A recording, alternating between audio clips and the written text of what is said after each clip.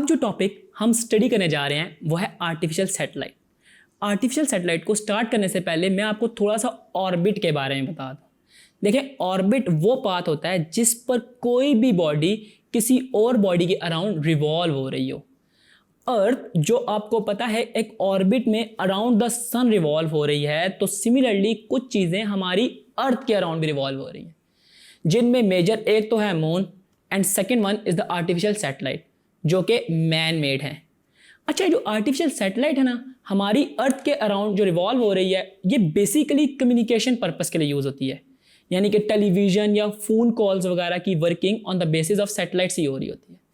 इसके अलावा earth observation में भी बड़ा रोल है, like weather forecasting and other similar things.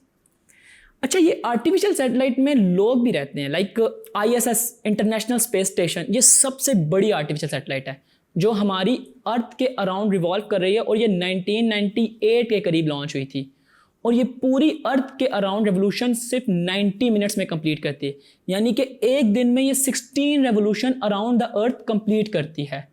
Different satellites different time में अपना अराउंड कंप्लीट करती हैं अराउंड द अर्थ।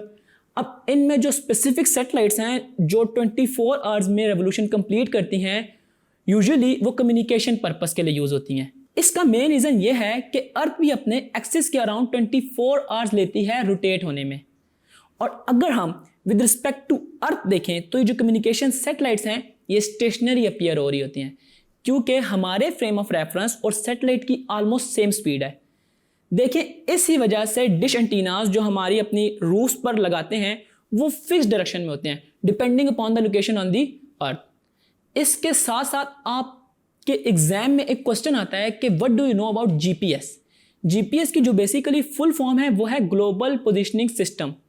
इस क्वेश्चन का आंसर आपने ऐसे देना है कि global positioning system is a satellite navigation system.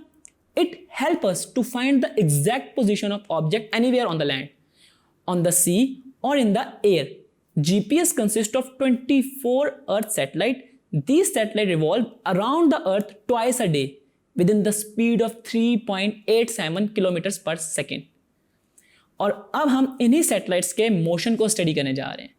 उससे पहले मैं आपको बताता चलूं कि हमने थर्ड चैप्टर में सेंट्रीपिटल फोर्स को डिफाइन किया कि the force which keeps the body to move in a circle, यानी कि किसी भी बॉडी को सर्कल में रिवॉल्व करना हो तो हमें सेंट्रीपिटल फोर्स की ज़रूरत होती है। अब सवाल यहाँ यह है कि हम सैटेलाइट्स के अराउंड अर्थ मूव करने के लिए सेंट्रीपिटल फोर्स कहाँ से लाएंगे? तो इसका सिंपल सा आंसर है gravitational force. The gravitational force of attraction जो अर्थ और सैटेलाइट के दरमियान है वो इनफ है एक sufficient amount of centripetal force को जनरेट करने के लिए। अब ये किस स्पीड से मूव करती है और सेंट्रीपिटल फोर्स कैसे हेल्प करती है, आए इसको हम अभी देखते हैं। अच्छा, हमने अपने थर्ड चैप्टर में सेंट्रीपिटल फोर्स के बारे में पढ़ा कि जो सेंट्रीपिटल फोर्स है उसको FC से डिनोट करते हैं, जो कि इक्वल होती है mv²/r के। और आपको ये बात पता है कि जो हमारे पास फोर्स होती है वो इक्वल टू वेट होती है, और वेट जो होता है वो इक्वल टू mg के इक्वल होता है।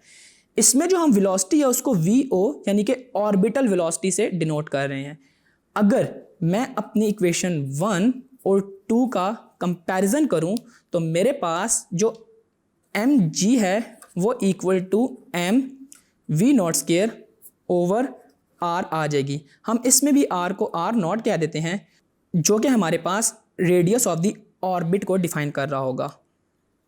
अच्छा, अगर मैं देखूं तो मेरे पास m इस m से कैंसिल हो जाएगा और यूँ मेरे पास v0 आ जाएगी, जो कि इक्वल होगी v0² is equal to g into r0, g into r0। और अगर मैं स्केयर को ख़त्म करना चाहूँ तो मुझे अंडर रूट लेना पड़ेगा, और अगर मैं दोनों साइड पे अंडर रूट ले लूँ जो कि, तो यूँ मेरे पास v0 की वैल्यू आ जाएगी जो कि इक्वल है मेरे पास under root g into r0 के।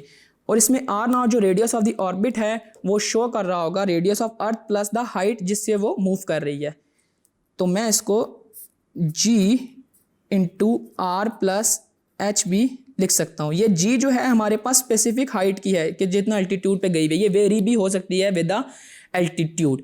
तो यूँ मेरे पास ऑर्बिटल वेलोसिटी की रिलेशन आता है जो कि बताता है कि किस स्पीड से आर्टिफिशियल सैटेलाइट मूव कर रही है। हम एज्यूम ये कर रहे होते हैं यूजुअली कि जो हमारे पास सैटेलाइट है वो रेडियस ऑफ अर्थ से काफ़ी स्मॉल डिस्टेंस के ऊपर एल्टीट्यूड पर लाई कर रही है। यानी कि जो मेरे पास r प्लस एच है वो तकरीबन मेरे पास r के इक्वल है। क्यों? क्योंकि जो r है रेडियस ऑफ अर्थ वो काफ़ी ज़्यादा ग्रेटर है एज़ कम्पेयर टू h, यानी कि h नेग्लिजिबल है। तो यूँ मेरे पास सिंपली जो ऑर्बिटल वेलोसिटी की फार्मूला है वो gh इंटू आर भी लिख सकते हैं। इसके अंदर gh यानी कि जो उसकी वैल्यू है उसको और रेडियस ऑफ अर्थ जो कि 6.4 इंटू 10⁻⁶ मीटर है पुट करके हम ऑर्बिटल वेलोसिटी निकाल सकते हैं। तो यूँ हमने इस टॉपिक में देखा कि कैसे हम ऑर्बिटल वेलोसिटी निकालते हैं और इसी टॉपिक के साथ ही हमारा ये चैप्टर भी एंड होता है।